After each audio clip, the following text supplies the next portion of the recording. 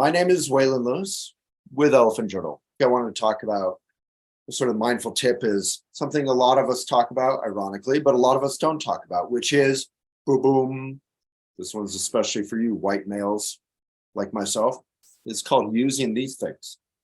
I think someone said, we have two ears and only one mouth for a reason. So even if you're doing a monologue like I'm doing right now, you can make eye contact, you can try to connect with people. As they say in Buddhism, you can regard silence as a part of speech. So there's actually mindful speech tips. I think there's 6 of them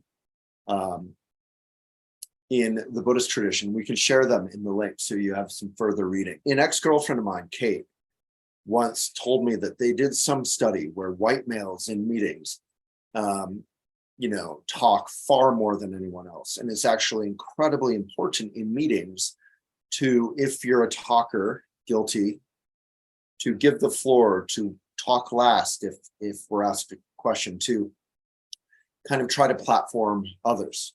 Not out of some, you don't have to get all, DeSantis woke about it, but, just out of a sense of really wanting people who maybe are wallflowers, who are a little shyer, who aren't pushing their agenda or their words forward, to give voice.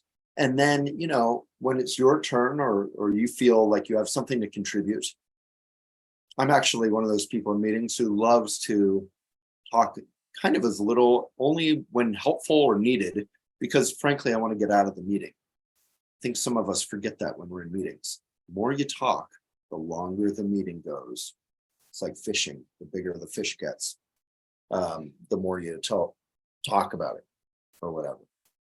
So anyway, I just wanted to talk about listening. I think a lot of people have a weird idea about conversations and listening. I've talked about this before, but talking can be give and take. It doesn't have to be monologue while you listen, monologue while you listen, monologue. It can be a conversation naturally flowing, like fish just flowing around the pool. So there can be a dynamic kind of almost sexy flow to it. I was just meeting with a maybe 65-year-old city councilor, so maybe it wasn't super sexy, but it was really helpful. And, I learned a lot. I think he got a better sense of who I am. And I think that's fundamentally also where you can begin to make a genuine connection. So instead of feeling like you're trying to get your words in, you're not listening, but you're just trying to talk, trying to think about what you want to say, you can kind of have an open mind and let conversation naturally arise, ebb and flow back and forth. I met right before the city councilor, I met with a former city councilor, Jill, a friend of mine. We served on the New Era board together for many years. Same thing there. Before that, it was Emily, and then Jill came in. Emily lost her father just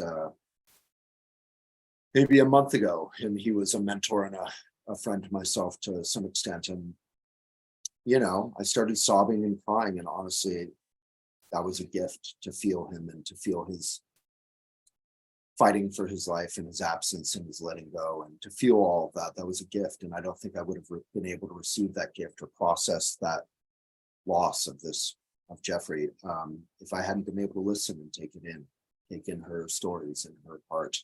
So maybe I'll end this with big dedication and love to Emily and to her whole family, and to Jeffrey. Jeffrey, you helped Elephant and myself immeasurably over the years.